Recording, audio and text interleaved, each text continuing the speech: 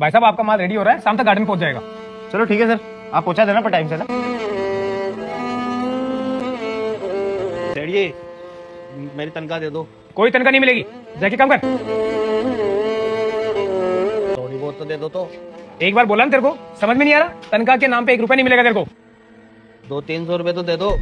क्या बोला तेरे को? समझ में नहीं आता, जाके काम कर ले, दोबारा 1 रुपया मांगने मत आ जाना। निकल।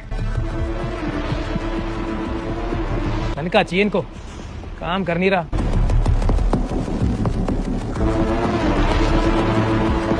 भाई साहब ये कोई तरीका है क्या यार? आप स्टाफ को थप्पड़ मार रहे हो?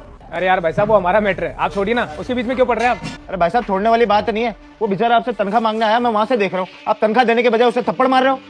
1 मिनट को भाई साहब। अरे प्रकाश जी वो दूध वाली मशीन चला दो पहले आप। अरे भाई साहब मैं कह तो रहा हूँ कि हमारे यहाँ का मैटर है, आप हमें समझ लीजिए, आप बीच में क्यों पढ़ रहे हैं? हम देख लेंगे, मेरे हिसाब से आपका काम हो जाएगा, आपको बोल तो दिया, आपका ऑर्डर आ जाएगा। अरे भाई साहब ये मैटर आपका हो या किसी और का हो, पर आप गरीब इंसान के साथ ऐसा बर्ताव कर रहे हो ना, देखो ये सही नहीं है। भैया जी क्या बर्ताव कर रहा हूँ क्या नहीं कर रहा हूँ मुझे सिखाने की जरूरत नहीं है। अरे मैं बहुत अच्छे से जानता हूँ, मैं कोई बच्चा नहीं हूँ, समझ गए? मैं यहाँ पे काम कर रहा हूँ, मुझे पता कैसे क्या करना है। अब मेरे पे छोड़ दीजिए ना मेरी बात को। देखो भाई साहब जो गलत है ना वो गलत है, मैं मेरी आंखों के सामने ना गलत होते हुए नहीं देख सकता। या तो फिर आप उसको तनख्वाह दो या फिर मेरा आप ऑर्डर कैंसिल करो, क्योंकि मैं आपको क्यों अमीर बनाऊं भाई साहब जब आप गरीबों की नहीं समझ रहे हो।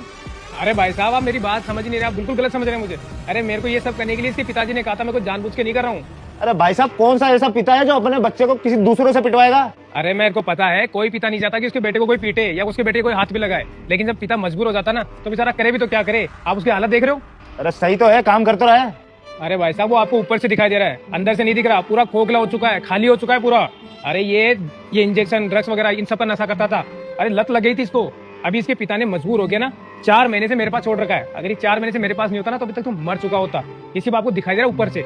इसके पिता इन सब चीजों से परेशान हो गए थे बेचारे, उनको कुछ और रास्ता नहीं मिल रहा था, तो उन्होंने मेरे पास इसको छोड़ दिया कि भाई साहब इसको काम कराओ, जैसे भी कर सकते हो आप काम कराओ, इसको डरा के रखो, मार पीट के रखो, लेकिन इसको रखो अपने पास, ताकि कम से कम पैसा नहीं लेकिन काम करे और उन चीजों से दूर रहे।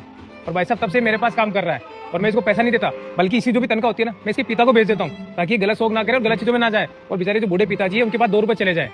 यार भाई साहब ये तो बहुत गलत बात है यार, ये लोग अपने माँ बाप के बारे में, अपने परिवार के बारे में क्यों नहीं सोचते यार?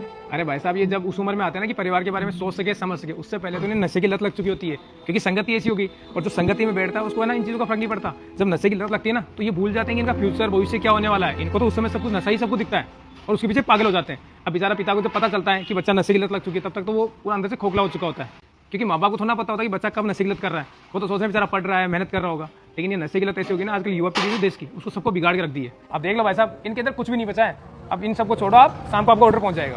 ठीक है भाई साहब।